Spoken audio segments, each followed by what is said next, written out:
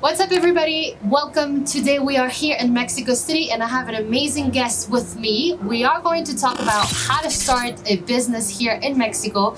And my guest here, Cynthia, is the founder of Luckydog. So I will let her introduce herself. So hi, Cynthia. Hi, how are you? Thank you so much, Good. Saloa, for this opportunity. I'm happy to talk about starting a business in Mexico. I did it now over 10 years ago. It's been a bunch of ups and downs, but if I can help other people who want to start a business, I'm happy to share my experience. So can you tell us a little bit more about you and a little bit more about the business before we dive into more questions? Yeah, sure. I came to Mexico in 2001 to stay for a year.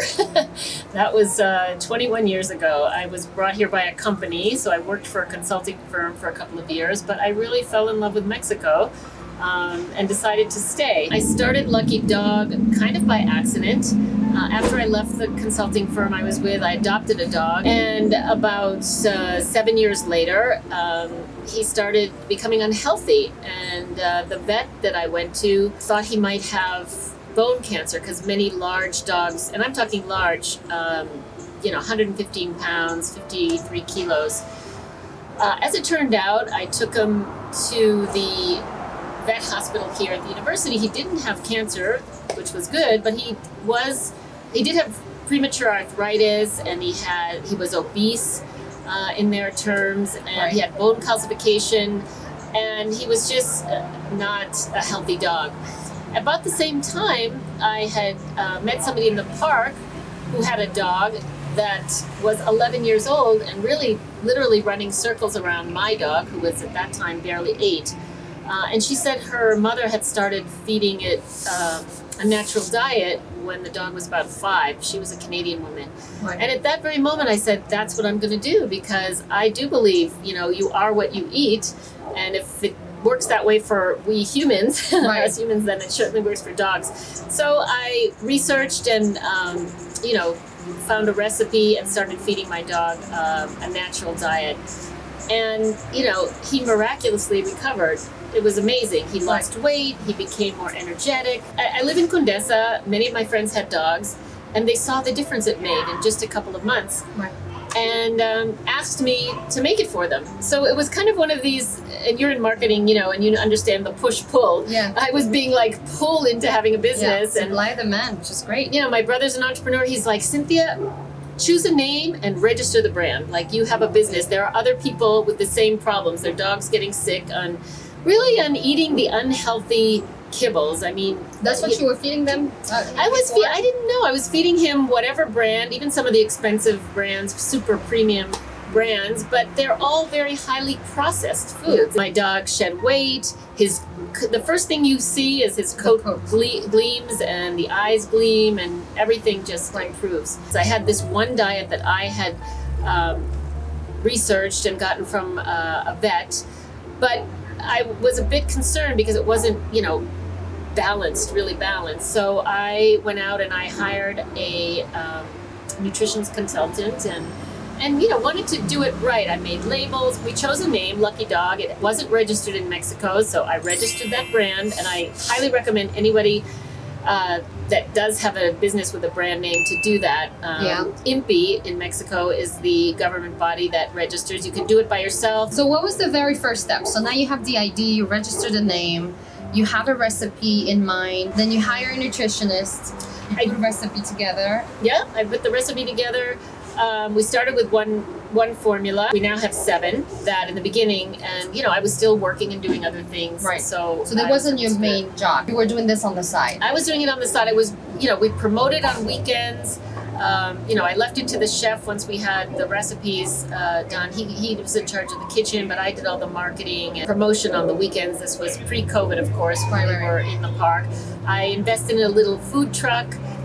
Mini food truck, one of the 3-wheelers, and we were every day in Parque Mexico. Okay, so now we have the process getting started. So how long before you started to really get profitable? Yeah. Well, it was up and down. Because in my kitchen it was profitable, but then we rented a space. We wanted to show the world that we had a kitchen and that people could come by and see us cooking and buy the food. But it took me a while. I mean, before the pandemic, where I was having financial difficulty, and I realized to grow the business, it's a fresh cooked frozen food, and it's really the transportation of that that's very expensive, that I needed to find investors or somebody to help me scale up. And like you said before, at the same time, I was still doing my rather full-time job doing executive search. So it was income was coming in one end, and I was putting it into the company thinking it was keep going. Most of the money I spent was on marketing, promotion, trade fairs, and things. I think in retrospect, going back, because one of the things my partners did right away was implement systems. I mean, that count the inventory, that really, so you understand your financials, and that's a mistake I made. I didn't feel that was as important, but I think it's very important even before the marketing piece. Well, you didn't know. When you were starting, and you were responding to a demand because you saw there was tremendous results with your own dog. And I also went through a couple potential partners early on that didn't pan out, and actually one became a competitor. I kind of shared too much information, and that's very important to really get to know who you want to be doing business with. So I did make those mistakes. I now have two other partners that are businessmen. One was in the pet food industry 22 years, and he's very good in finance with a Wharton MBA. And so I feel like now I've added people that can complement my, I'm the creator, the innovator, and I just wanted to make every dog a lucky dog. And give them the best nutrition, and that is not the way to run a business. So, mistake number one, do not share too much information with people at the beginning stage, especially, because in that case they might, haters gonna hate. Maybe you can do a quick recap. You started with your business. What did you do first? Well, first of all, I realized there was a need, because not only did my dog have the need, there were other dogs that either didn't like the kibbles, or they were getting sick on them, or they were allergic to them. There were a number of reasons.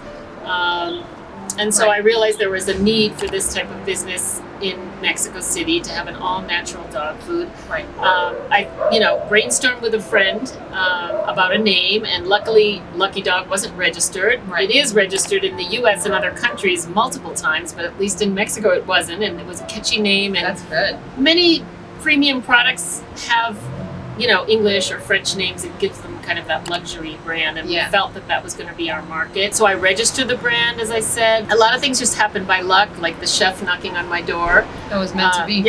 So if somebody want to start a business here in Mexico, could you share a little bit more about what were your startup costs? Do you know?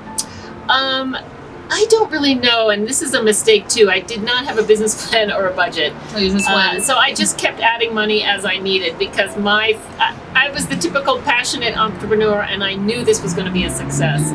But I do not recommend doing that. Okay. Let me ask you, how did you fund it? Was it all personal money? It was personal money. I was having an income from coaching and team building, and then I joined a company where I made a little bit more money in executive search.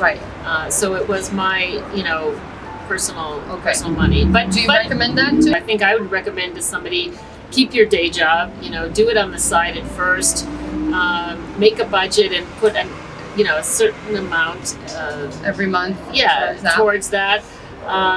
Or bring in a partner, but a partner that you trust and you have a contract with.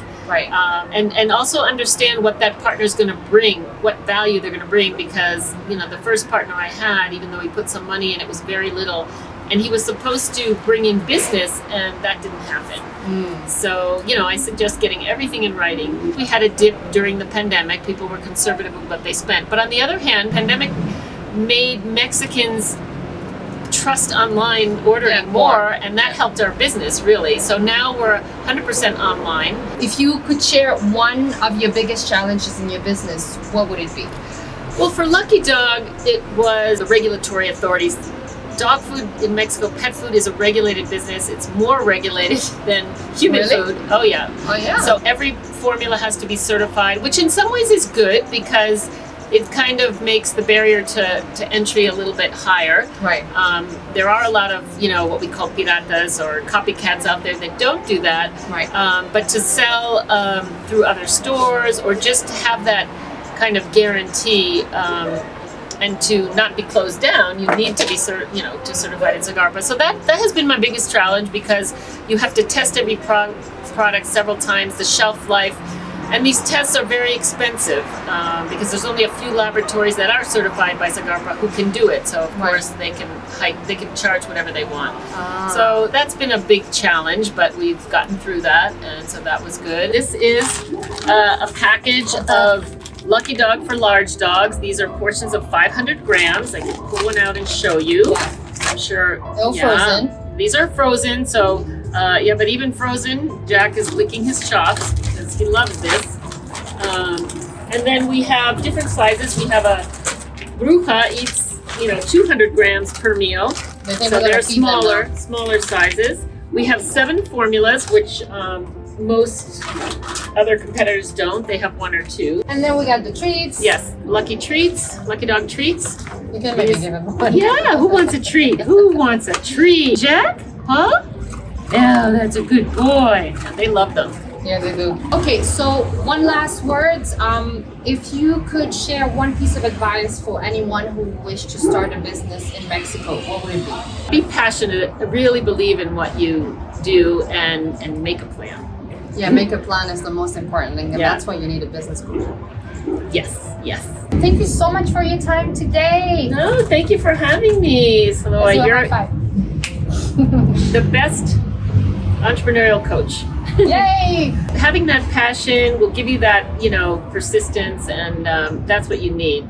Just and choose your partners wisely. Thank you so much for watching. Do not forget to subscribe, like, and share. And if you know anybody here in Mexico who's interested in Lucky Dog, let them know about this video. Or if you are interested in starting your own business here in Mexico, please let me know in the comment down below. Thank you so much, and we'll see you next time. Bye bye from Mexico City. Bye.